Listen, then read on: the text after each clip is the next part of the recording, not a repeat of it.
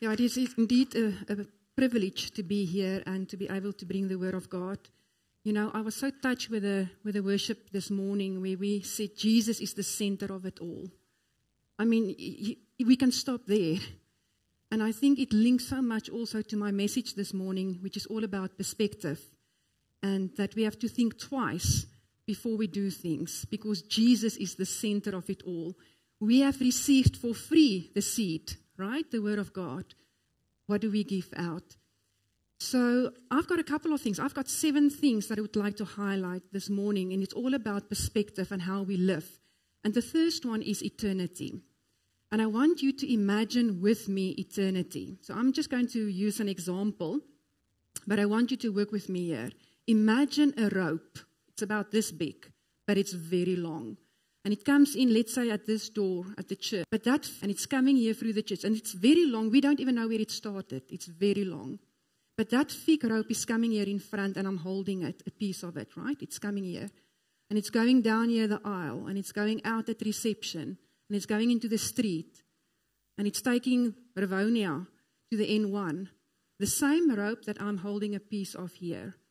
And then it is taking the N1 to Cape Town. More than 1,000 kilometers, and the piece of that rope I'm holding here. And once it's in Cape Town, it almost starts circling the African continent. And then it's going across the Atlantic to the States. And it's circling the States. And it's going the other side around the earth. The same rope that I'm holding here, a piece of it. And it's just continuing and continuing. And when it's through Asia and Europe and all the countries, it's just going up into the air, through the atmosphere, into the universe, galaxy after galaxy after galaxy. Can you imagine how long this rope is? You can't see where it started, you can't see where it ends. But what we do know is here's a part that we all can see here. And that is my lifespan on earth. This little bit. Not even this little bit. Maybe the length of my thumb. That is my lifespan. And the important thing is that that little part is influencing my and your eternity forever. And the only one who can impact that eternity is yourself. I can't impact yours and you can't impact mine. I have to make my decisions. But this short life is influencing and impacting my eternity. So let's read Psalm 90 verse 10. The days of our lives are 70 years, and if by reason of strength they are 80 years. Yet their boast is only labor and sorrow, for it is soon cut off and we fly away. James 4 verse 14. Whereas you do not know what will happen tomorrow, for what is your life? It is even a vapor that appears for a little time and then vanishes away. 1 Peter 1:24. Because all flesh is as grass, and all the glory of the man as the flower of the grass. The grass withers, and its flower falls away. And you can go and read on your own Isaiah 40 verse 6 to 8. The point that I want to make is that we, for a very little short time here on earth, it's like grass that just withers away, a flower which is beautiful, and the next moment it's gone. But it's a very, very important period of time. Whether it is 80 years or 100 or 120 years, it's incredibly important. Which brings me to my next step, or to the next point, and that is that God knows you, right? There's a purpose and a reason why you are here. There's a reason why you has been born whenever it was. And there's a calling on your life. So although we are just here for this short while, it is a very important life. Because God said, I'm going to create that person, that man, that woman, for a reason, for a purpose. And the question is, what do we do with that? There's a reason, despite the fact that we may just be here for a little while. That is a very important little while.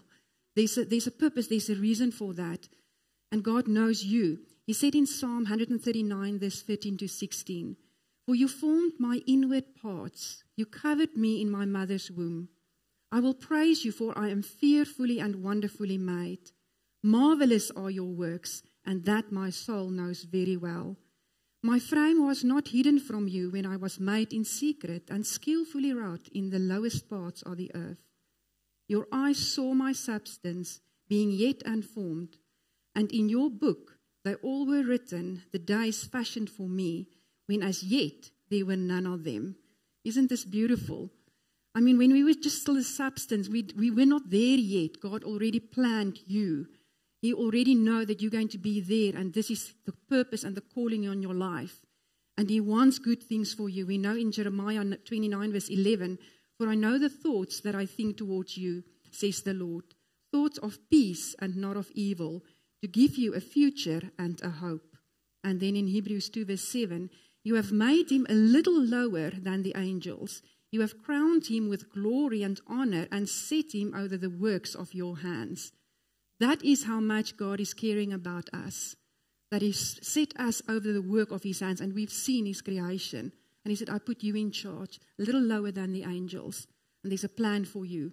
So yes, it may be only 100 years, but there's a plan. What do we do? What perspective do we live with in terms of this 100 years, this little period that we have? Which brings me to the third one, and that is the flesh and the spirit. Now, we know that we are flesh and spirit, right? And we know that the flesh is focusing on the here and the now. The flesh is focusing on this 100 years on earth. How can I make it more comfortable for myself? How can I plan for my retirement? How can I plan for my children? And. It's all about me and me making it more comfortable. And I'm not saying we should not work. We should work and we should plan. But where is the balance? Where is the spirit in this? Because the spirit is saying, what do you do that will have value for eternity? The car that I drive is going to stay behind. No value for eternity.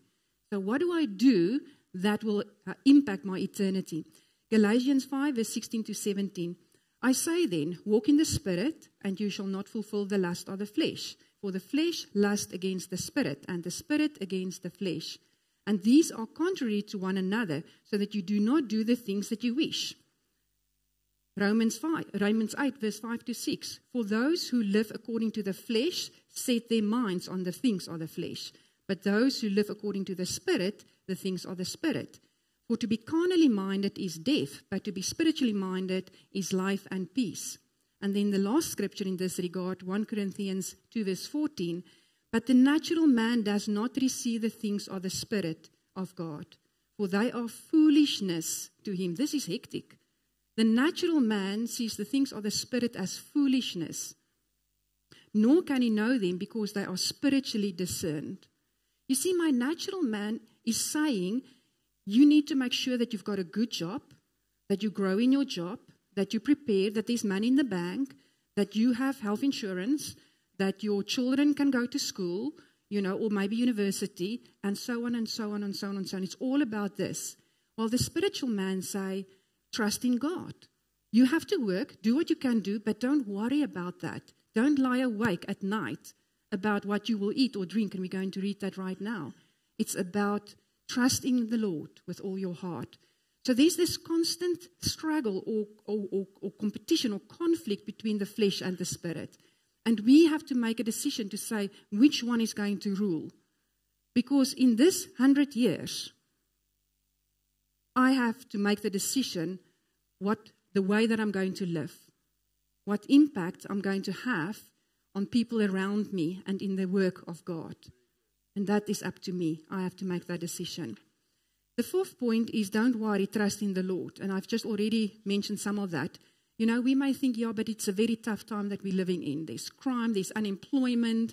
I'm not sure I'm going to keep my work. There's restructuring. We know so many organizations is going through Section 189. It's really just tough out there. Maybe I even have health problems. Okay, that's my flesh coming with all these arguments. But now the word is saying in Matthew, and look there, verse 25, Matthew 6, verse 25, 28, 31, 33, and 34. It says, therefore I say to you, do not worry about your life, what you will eat or what you will drink, nor about your body, what you will put on. Is not life more than food and the body more than clothing? So why do you worry about clothing? Consider the lilies of the field, how they grow. They neither toil nor spin. Therefore, do not worry, saying, what shall we eat, or what shall we drink, or what shall we wear? But seek first the kingdom of God and his righteousness, and all these things shall be added to you. Therefore, do not worry. about tomorrow, for tomorrow will worry about its own things. Sufficient for the day is its own trouble. So when we are in this conflict between our flesh and our spirit about what should I do in my lifetime here on earth, the word is reminding me, whatever you do, do not worry, because God will provide. God is there. That is if I trust in Him, right? And if I call upon Him. And I want to give you this beautiful example of King Jehoshaphat. He was the king of Judah. And you can go and read about that in 2 Chronicles 17 to 21. But I want to highlight what happened in chapter 20. So imagine this. Judah was not that big. They were not that strong. They didn't have a strong army. Well, we're going to... And then the Moabites and the Ammonites came in a coalition. And they said, well, we're going to attack Judah. And we're going to kill them. And we're going to take all the spoil. And King Jehoshaphat was in fear. And he said, we will not be able to survive this. We are helpless. But he did the right thing. You see, he didn't worry. He said, Lord, help us. It's so beautiful if you go and read in chapter 20. He was in the temple and he called out to the Lord and he said, help us. This army is vast. We are helpless. But we remember who you are. You are sovereign. You are faithful. You are good. So now we come. We can't do anything about that. But we come and we call upon you. And then the Holy Spirit came upon the Levite Joasiel. And he prophesied over Judah and over King Jehoshaphat. And he said to them, you will go out and you will find them there. They will be there, those armies coming up against you. Go up and stand firm. And the battle will not be yours. The battle is God's. That's it. Imagine that. I mean, we know this country is also in war today. Imagine that the Lord is coming and saying, go out, and they are there, but go and stand firm. And you will not fight. But you have to go. You have to go and face them. But that is trust in the Lord. And I don't know what is your battle today, whether it is finances or health or relationships or work. Call upon the Lord. He's a faithful God. He said, do not worry. But your flesh will say, worry. But is your spirit man stronger? Okay, do not worry. So anyway, so then they went out, and what even further, King Jehoshaphat said, I will put the singers, the praise and worshippers, in front of the army. Imagine that. Here's this army who's going to fight against us. I put my worship team in front of my army, and we all stand there, and they praise and worship. Just imagine that, because this happened. And they praised and worship, and God came through. So the Moabites and the Ammonites then destroyed all the inhabitants of that area, Mount Seir. They killed all of them. And then they turned against one another. God created confusion. And they murdered and killed one another. Not one survived. Imagine what a breakthrough. You know, you have all these problems, and God come in and say, well, they clean up for you these problems of the land where you're living in. And by the way, some are going to kill one another as well. So when they're done, Judah could move in, and they could take all the spoil and from all the dead bodies, because no one was alive. And then the Bible is saying it took them 3 days. What is that for a blessing? 3 days to collect the spoil. While they were like a day ago in not knowing how am I going to get through this. But they trust in the Lord. They called upon the Almighty, and He came through for them. And then there was peace for the rest of His reign. Because all the other nations then feared the Lord, because they saw what He did.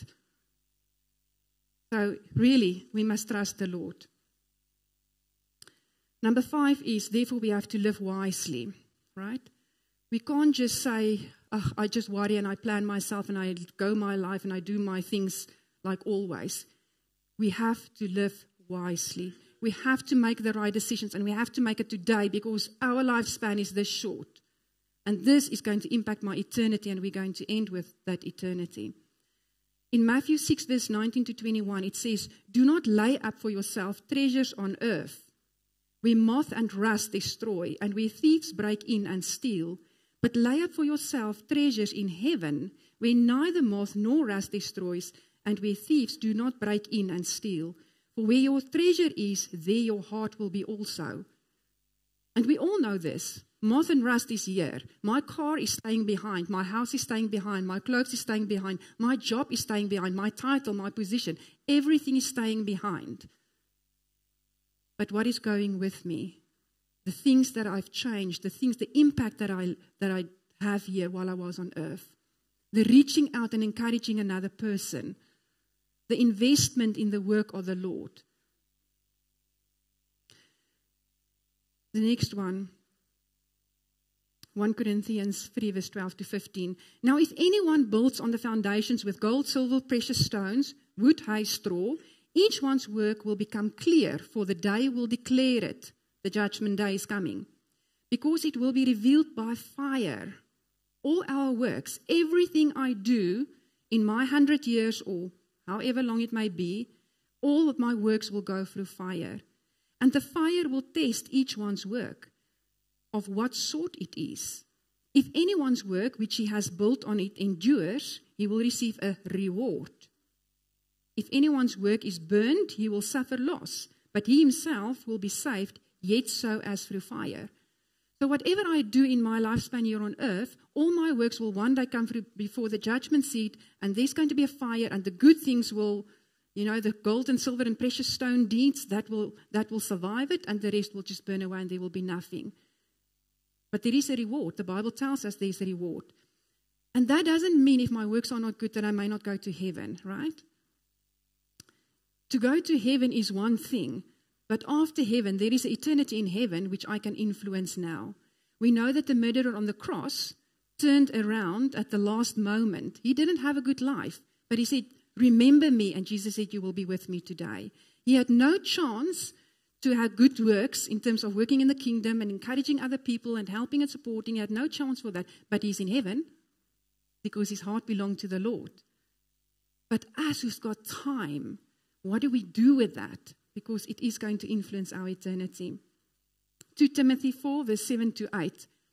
I have fought the good fight. I have finished the race. I have kept the faith. Finally, there is laid up for me a crown of righteousness, which the Lord, the righteous judge, will give to me on that day. And not to me only, but also to all those who have loved his appearing. And we know that this is a race that we are in, and that we have to fight it, and that we have to finish the race, because there is a reward. This is encouragement. Keep on going. Stand firm. Do the right thing, because it will not be in vain. But we have to spirit guard our hearts.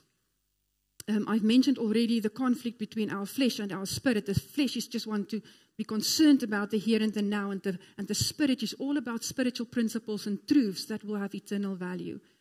But the Bible is giving us an amazing tool, and it says, listen to what you speak. Because what's coming out of your mouth will tell you what is in your heart. And this is my challenge to myself and to you this morning, that we must listen to what we speak. Because God is not looking at our appearance. You may look at me and you may say, oh, wow, she's a good Christian. You know what? God looks in my heart. He knows what's going on in my heart. Remember Samuel when he had to go and anoint the next king, or the king for Israel? God sent him to Jesse's house and said, go and anoint the king. And then when he got there, he saw the eldest, Eliab. And he said, wow, he was impressed. Let's read that verse. But the Lord said to Samuel, do not look at his appearance or at his physical stature, because I have refused him. For the Lord does not see as man sees, for man looks at the outward appearance, but the Lord looks at the heart. And now here is our tool. How do you know what's in your heart? Listen to what is coming out of your mouth. Matthew 12:34. Brood of vipers, how can you, being evil, speak good things? For out of the abundance of the heart, the mouth speaks. So maybe we should challenge ourselves and say, well, this week, we're going to listen what is coming out of our mouths. Is it encouragement? Is it hope? Is it faith? Is it joy? Is it I'm calling to the Lord for help because he's faithful? Is that what's coming out? Or is it complaining and worrying and anguish and gossiping and judging and bitterness and jealousy? What is coming out of our mouth? Maybe just let's take this week and just listen. And if we see, this is bad stuff, then we know we have to fix it in here. It's a very nice tool that the word is giving us here. Luke 6:45, a good man out of the good treasure of his heart brings forth good, and an evil man out of the evil treasure of his heart brings forth evil. For out of the abundance of the heart, his mouth speaks. It's not too late for us. We're still alive. We can fix that. And we can say, I'm going to adjust my deeds. I'm going to live wisely. I'm not going to work only on the here and the now. I'm going to have deeds that will influence my eternity. Proverbs 23 verse 7, for as he thinks in his heart, so is he. Number 6, therefore we have to choose wisely and choose today. And some of us may think, Lord, I've turned away from you. Maybe I even know you. Maybe I even am a child of you, but I've turned away. I've done so many things, going side roads, not staying on the highway to you. I don't even know how to come back. When I pray, it feels like there's a ceiling here. It's never too late. All what he wants, the only thing that he wants is that you must turn around from your old ways and say, so I'm starting now. And I'm going to do the right thing. I'm going to start today. I'm going to choose today to start doing the right thing. Luke 15:20, the parable of the lost son. We always hear beautiful messages about that. I want to highlight one part. Verse 20. And he arose and came to his father. But when he was still a great way off, his father saw him and had compassion and ran and fell on his neck and kissed him. His father didn't say, you guys go and help him to clean up because he's like dirty clothes and not smelling well and looks terrible and his hair is looking like that. He didn't say that. He went to him as he was and he hugged him and he kissed him and he said, come back, my son. So it's only the first step. Just turn around from wherever you are, whatever you do that you feel is not right, just turn around. And God will take you as you is. And then you start with a journey, walking towards him closer, getting clean, getting more holy, doing the right things in terms of investing in his work. It's never too late. So we know that there's heaven and hell, right? The unsaved is going to hell. Matthew 13:42. And will cast them into the furnace of fire. There will be wailing and gnashing of teeth. I can't even imagine that to, for eternity, live in hell, experiencing pain. Okay, that's just horrific. But on the other side, the saved, although you die, you will live forever. Let's read John 11:25. Jesus said to her, I am the resurrection and the life. He who believes in me, though he may die, he shall live. And that is very important because although we will die, we will live forever and there is a life after this life. But this life, this 100 years, is influencing that eternity for me.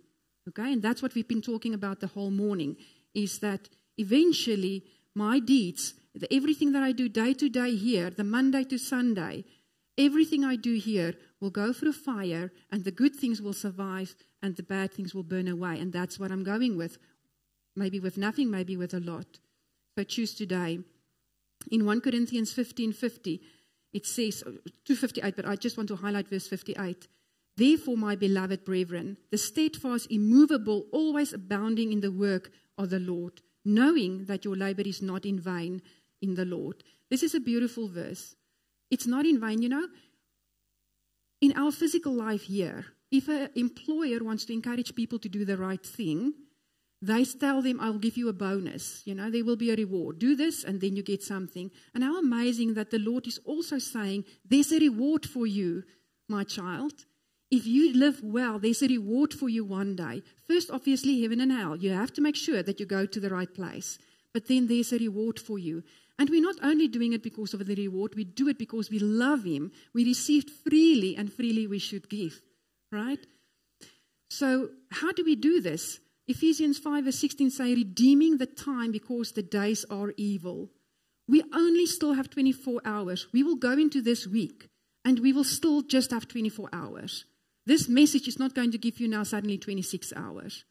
But that word redeeming, I've heard a beautiful message that is saying, if you look at the Greek word, it's saying it means to buy out. Buy out the time. That is important. So maybe I have to go and look at where do I spend my time? Do I spend my time on social media? How many hours a week? Do I spend my time maybe on, I don't know, CCN and BBC and CNN and BBC and Sky News, news-related things? How many hours do I spend on that? How many hours do I spend on Netflix and Showmax and movies and series and shows? How many hours do I spend on sport? How many hours do I spend on my work? Right? Because the Bible is saying that redeeming means buy out. So I'm saying I'm going to spend less time on work, less time on movies, and Lord, I'm going to use that time to invest in your work here on earth. I'm going to make a difference. I'm going to build on myself because faith comes by hearing and hearing by the word of God. So I'm going to start reading the word. I'm going to make my faith strong so that I can also say when there's Moab and Ammonites are coming against me to war, that I said, Lord, you must help me. And then I will see the miracles because that's my God. So how do you spend your time? You have to buy it out. And that's a difficult habit to change, right? Because if you've always done something to go and change that, that's difficult. But only you can do that. And you will get the benefit of that. Angus Beckham always used this example of Jim Elliot. And he was an American Christian missionary in Ecuador. And he died. He was murdered by the tribes. They went and do missionary work amongst the tribes. And all went well, and it seems that they make progress, and then one night they came in and with spears they've murdered all of them. But he said, this Jim Elliot said, he is no fool who gives that he cannot keep to gain what he cannot lose. And that really spoke to me because he gave his life. He gave his comfort. I mean, he could have stayed wherever he was in the US and have a normal life, children going to school, the normal life. He could have done that. But he said, it is no fool who gives that he cannot keep, because he can't keep that. When you die, that stays behind. To gain what he cannot lose. And he gained a crown because he spent his life for God. And he brought people to Jesus. And later on, his child went back and did the same missionary work. And some of those people who saw the murder came also to the Lord. So, let's talk about rewards. I mentioned before that there are rewards for us. God is saying, how do you live? Because whatever you do, there will be an impact. Whatever I do in my period here on earth will have an impact on my life. And the Bible is very clear about that. There's different rewards based on my faithfulness, based on my actions while I was still alive. The first one is the parable of the talents. You can go and read about that in Matthew 25, verse 14 to 30. And basically what this is the man gave to his servants different talents. For some 5, for some 2, for some 1, and then he went away. And he gave it to them, very importantly, based on their ability. So everyone didn't get the same, not because he didn't like them. He gave to them based on their ability. And then he went away. And when he came back, he said, okay, well, what did you do with what I've given you? And some did well, and some did nothing. And you know the outcome. Those who did well, they got more. And those who did nothing, even that what they had was taken away from them. And this parable that the Bible is giving us is to say, well, this is how the kingdom of heaven works.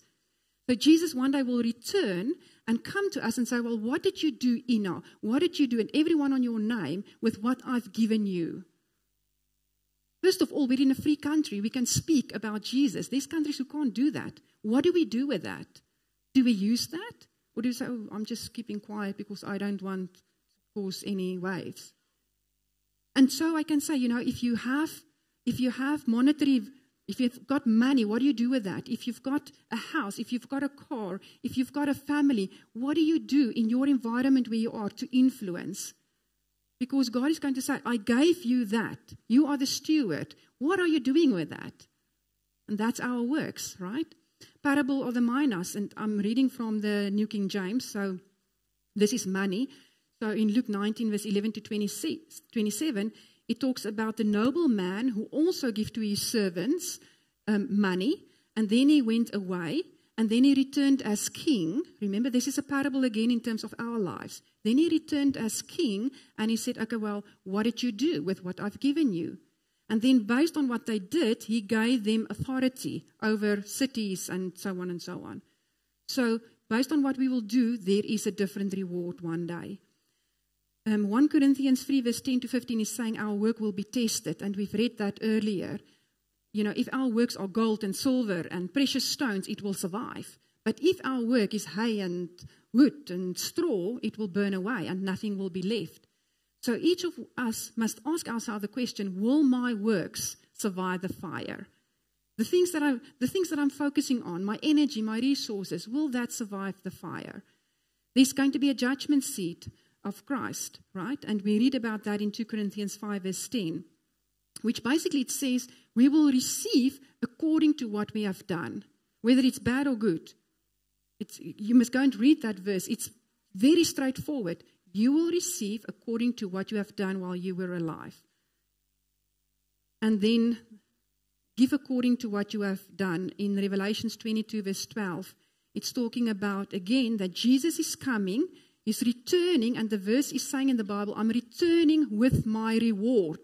So imagine, here Jesus is coming with his reward to give to you according to what you have done.